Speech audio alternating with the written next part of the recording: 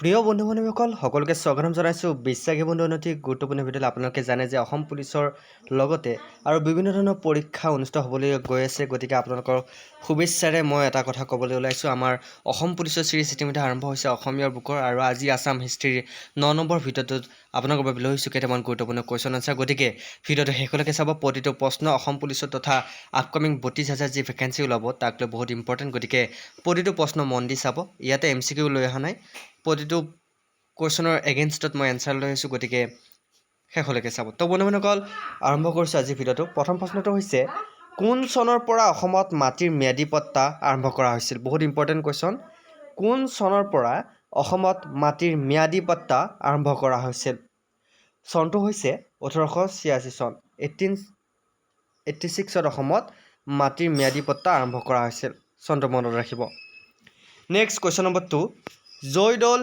আৰু জয়সাগৰ পুখুৰী কোনজন আহোম স্বৰ্গদেৱে নিৰ্মাণ কৰিছিল জয়দৌল আৰু জয়সাগৰ পুখুৰী কোনজন আহোম স্বৰ্গদেৱে নিৰ্মাণ কৰিছিল ইয়াত উত্তৰটো হৈছে আহোম স্বৰ্গদেউ ৰুদ্ৰসিংহই জয়দৌল আৰু জয়সাগৰ পুখুৰী নিৰ্মাণ কৰিছিল নেক্সট কুৱেশ্যন নম্বৰ 3 আহোমসকলৰ শেষ কীৰ্তিস্তম্ভটো গুৱাহাটীৰ ক'ত অৱস্থিত আহোমসকলৰ শেষ কীৰ্তিস্তম্ভটো গুৱাহাটীৰ বশিষ্ঠাশ্ৰমত অৱস্থিত ক'ত অৱস্থিত গুৱাহাটীৰ বশিষ্ঠত কি আছে আহোমসকলৰ শেষ কীৰ্তিস্তম্ভ একদম শেষৰ যিটো স্তম্ভ সেইটো ক'ত আছে গুৱাহাটীৰ বশিষ্ঠ আশ্ৰমত আছে মনত থাকিব বহুত ফাষ্টকৈ মই এনচাৰবোৰ কৈ আছোঁ কাৰণ খুবেই কম সময় আছে আমাৰ হাতত যদি আপোনালোকে ভালকৈ পঢ়িব বিচাৰিছে তেনেহ'লে প্ৰতিটো চিৰিজ মন দি চাব আৰু আছামীয়া বুকৰ চিৰিজটো আপোনালোকে একেবাৰে চাবলৈ নাপাহৰিব নেক্সট কুৱেশ্যন নম্বৰ 4 অসমৰ প্ৰাচীনতম নাম কি বা অসমৰ পুৰণি নাম কি মই অলৰেডি আপোনালোকক কৈছোঁ যে অসমৰ পুৰণি নাম হৈছে প্ৰাগজ্যোতিষপুৰ আৰু কামৰূপ অসমক আগতে প্ৰাগজ্যোতিষপুৰ বা কামৰূপ বুলি জনা গৈছিল বৰ্তমান কামৰূপ এখন জিলা কিন্তু আগতে অসমখনকে কামৰূপ বা প্ৰাগজ্যোতিষপুৰ বুলি জনা গৈছিল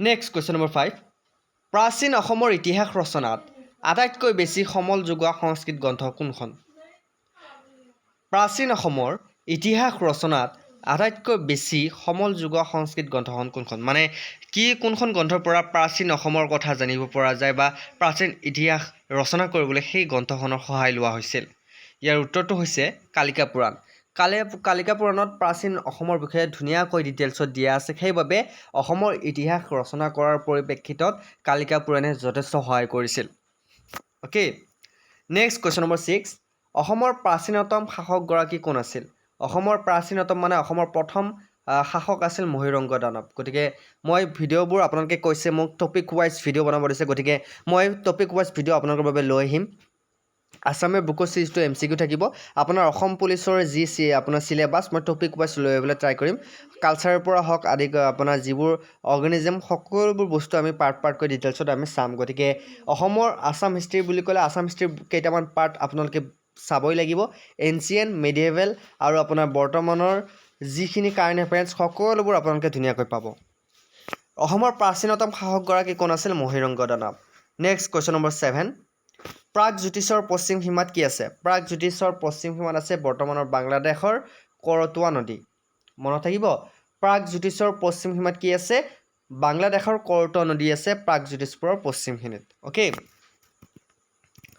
নেক্সট কুৱেশ্যন নম্বৰ 8 প্ৰাগজ্যোতিষপুৰৰ দক্ষিণ সীমাত কি আছে আপোনালোকে জানে যে প্ৰাগজ্যোতিষপুৰৰ পশ্চিম সীমাত বাংলাদেশৰ কৰতোৱা নদী আছে আৰু দক্ষিণ সীমাত আছে বংগোপসাগৰ এতিয়া আপোনালোকৰ কুৱেশ্যন আহিব পাৰে যে বংগোপসাগৰ প্ৰাগজ্যোতিষপুৰৰ কোনটো দিশে আছে তেতিয়া আপোনালোকে লিখিব লাগিব দক্ষিণ দিশত বা দক্ষিণ সীমাত আৰু বংগোপসাগৰ প্ৰাগজ্যোতিষপুৰৰ দক্ষিণ সীমাত আছে আৰু বাংলাদেশ ক'ত আছে পশ্চিম সীমাত বাংলাদেশৰ যে কৰতোৱা নদী কোনটো সীমাত আছে পশ্চিম সীমাত অ'কে নেক্সট কুৱেশ্যন নম্বৰ 9 প্ৰাচীন কামৰূপ ৰাজ্যৰ 4টা ভাগত বিভক্ত আছিল সেই ভাগকেইটা কি আমি আগতে অলৰেডি কৈছোঁ যে প্ৰথমটো হৈছে কামপেঠ সোণ কোষ বা স্বৰ্ণকোষ নদীৰ পৰা ৰূপহী নদীলৈকে আছে গতিকে কামপেঠ ক'লৈকে আছে ধুনীয়াকৈ দিছোঁ আপোনালোকে নোট ডাউন কৰি ল'ব ছেকেণ্ড আছে ৰত্নপীঠ কামপীঠ ৰত্নপীঠত আছে আপোনাৰ পূবে স্বৰ্ণকোষ নদীৰ পৰা পশ্চিমে বৰ্তমানৰ বাংলাদেশৰ কৰতোৱা নদীলৈকে বিস্তৃত অঞ্চল এইখিনি কোৱা হয় ৰত্নপীঠ অ'কে নেক্সট আছে স্বৰ্ণপীঠ হৈছে ৰূপহীৰ পৰা ভৰালী নদীলৈ স্বৰ্ণপীঠ বোলা হয় আৰু সমৰপীঠ হৈছে ভৰালীৰ পৰা ডিকৰাই বা ডিঙঙলৈ এইখিনিকে কোৱা হয় সমৰপীঠ গতিকে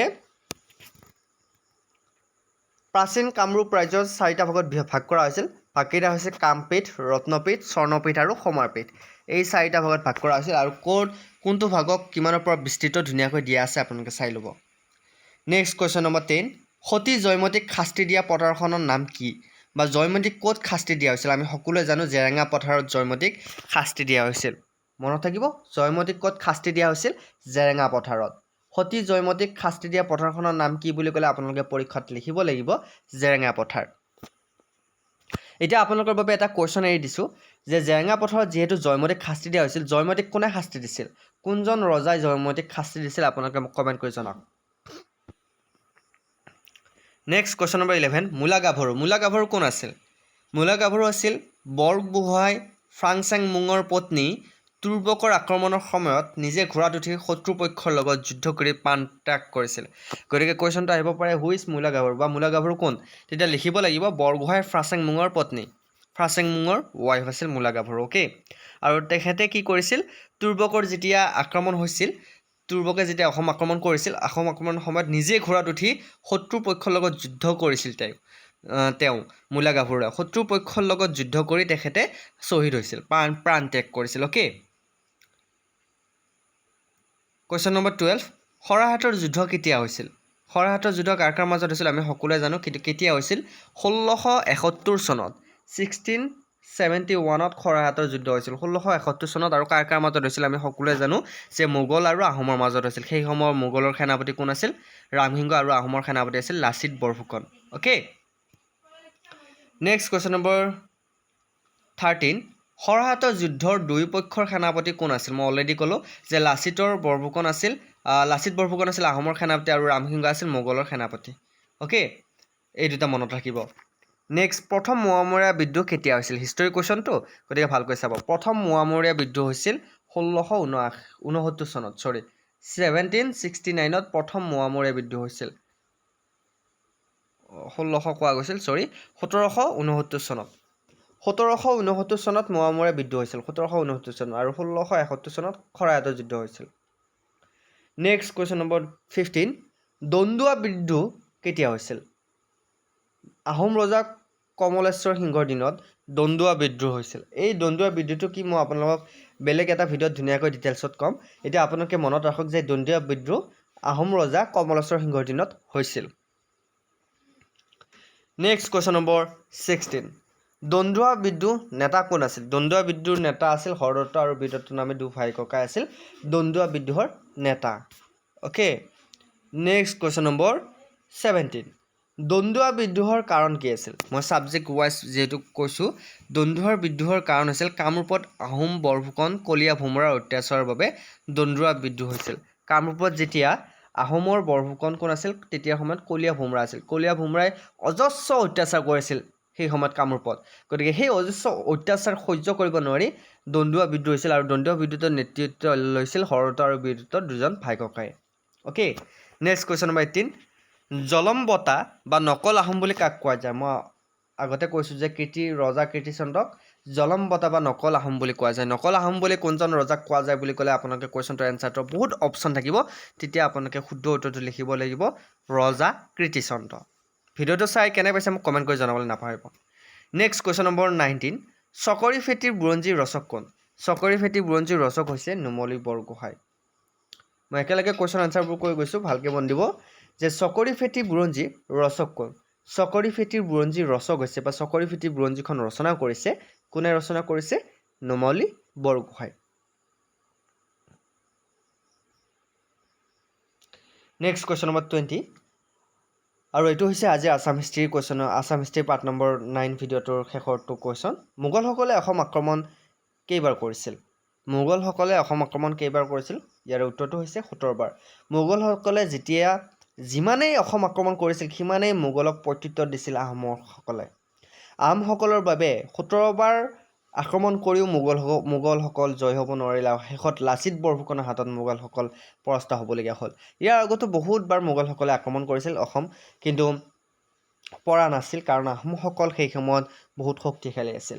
তো বন্ধুসকল ভিডিঅ'টো চাই কেনে পালে জনাব আছাম হিষ্ট্ৰী যিহেতু সকলোবোৰ কুৱেশ্যন লৈ আহিব পৰা সম্ভৱ নহয় এটা ভিডিঅ'ত গতিকে আপোনালোকৰ বাবে চিৰিজ ৱাইজ লৈ আহিছোঁ যদি ভাল পাইছে লাইক কৰিব কমেণ্ট কৰিব আৰু আমাৰ বিশ্বাসী বন্ধু চেনেলটো যদি ভিডিঅ' চাই ভাল পায় তেনেহ'লে চেনেলটো ছাবস্ক্ৰাইব কৰি দিবলৈ নাপাহৰিব আজিলৈ ইমানেই অন্য এটা ভিডিঅ'ত আকৌ লগ পোৱাৰ প্ৰতিশ্ৰুতিৰে জয় হিন্দ জয় অসম